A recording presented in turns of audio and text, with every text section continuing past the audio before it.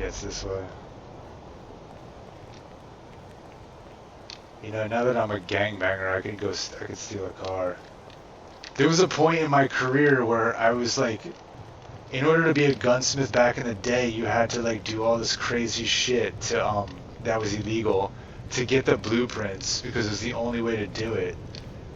But they changed it so you don't have to be as bad of a person. But like my rap sheet was crazy. And then I helped the unknown form. This is a good story. Basically, I had Club 77. I was part owner of that. And I was helping the unknown form. And I had 7 people in the boss room. And we're talking. I tell them like what they need to do. And they're all in. They're all ready to form it. And I said, all right, pick a leader. So they were thinking, they didn't know which leader who's going to lead it. But they were like thinking about it. And it was going to be a vote. And at the last minute, some dude that they were friends with came, and his name was Christopher. I'll never forget that. And that's a nicer car. Shit! Ah.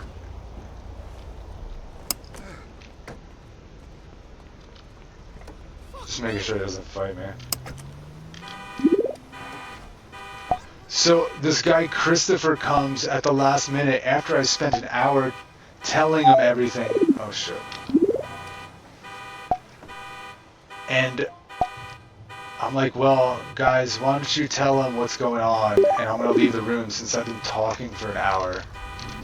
And so I leave the room, but with the boss room, there's a secret room underneath it in Club 77 that you can, it's like a changing room. And you could literally go underneath it and listen to everything in the boss room. So I went underneath and listened. And they were telling him everything I told them. And then like fucking, he goes, yeah guys, I don't think I want to be a part of this. And back then, the unknown was like, you couldn't know who they were. It was like, they were like the ones that like, if you knew who they were, the whole thing would get disbanded. They were supposed to be like that secretive. Yeah. And so I take Christopher in the back room and I'm like, bro, after I come back up, I'm like, bro, I lock the door and I'm like, bro, in order to save the group, I have to kill you. I say that to him and he's like, what the fuck? And I go, bro, it's the unknown. They're not supposed to be known. And now you know everybody in the whole group and you're not going to be a part of it.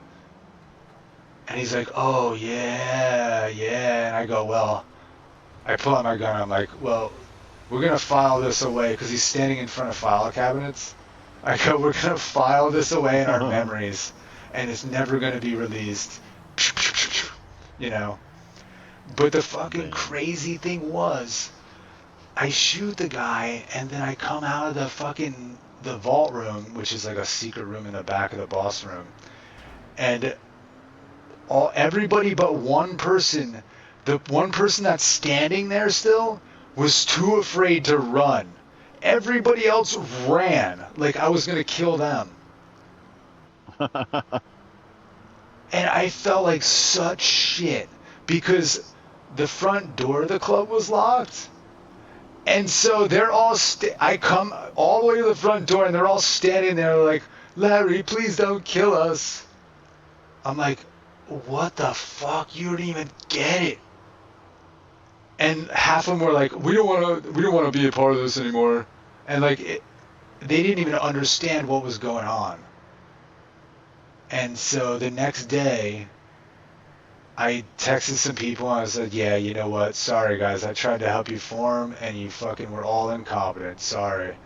And I felt so guilty about dropping Christopher that I went and called the chief of police, had a sit down with him in his office in the PD, explained that whole story and was like, I killed an innocent man to save a group that wasn't even fucking worthy.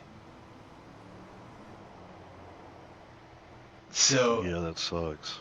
So I literally was like, give me the max time for homicide or whatever. or murder, and fucking, he's like, well, Larry, that's an hour. I'm like, give me 2 fucking hours. So he gave me 2 hours, and I as a joke, I was like, well, since I'm gonna be in there for 2 hours, I heard you can escape jail, so I'm gonna try to escape, Nolan. I'm gonna try to fucking escape the whole time I'm there, because what else am I gonna do for 2 hours? And we both laughed. And then so he locks me up. I'm in jail, and I forget to eat something, or I ran out of food or some shit, and then I passed out.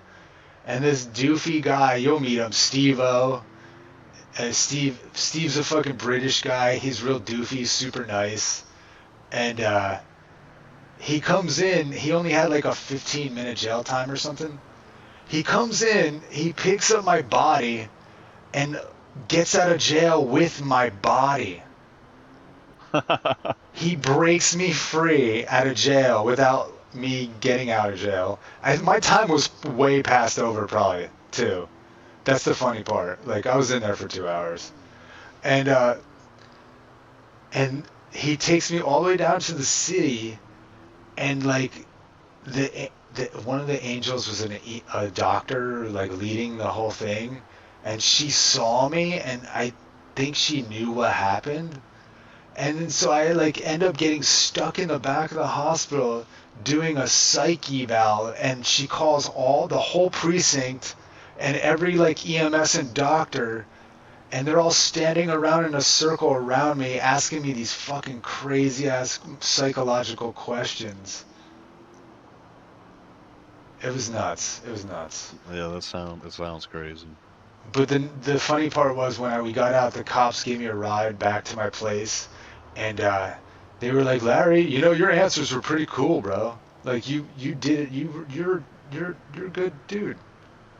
Like so I passed the psych eval or some shit with flying colors apparently. But yeah, that's the whole fucking story.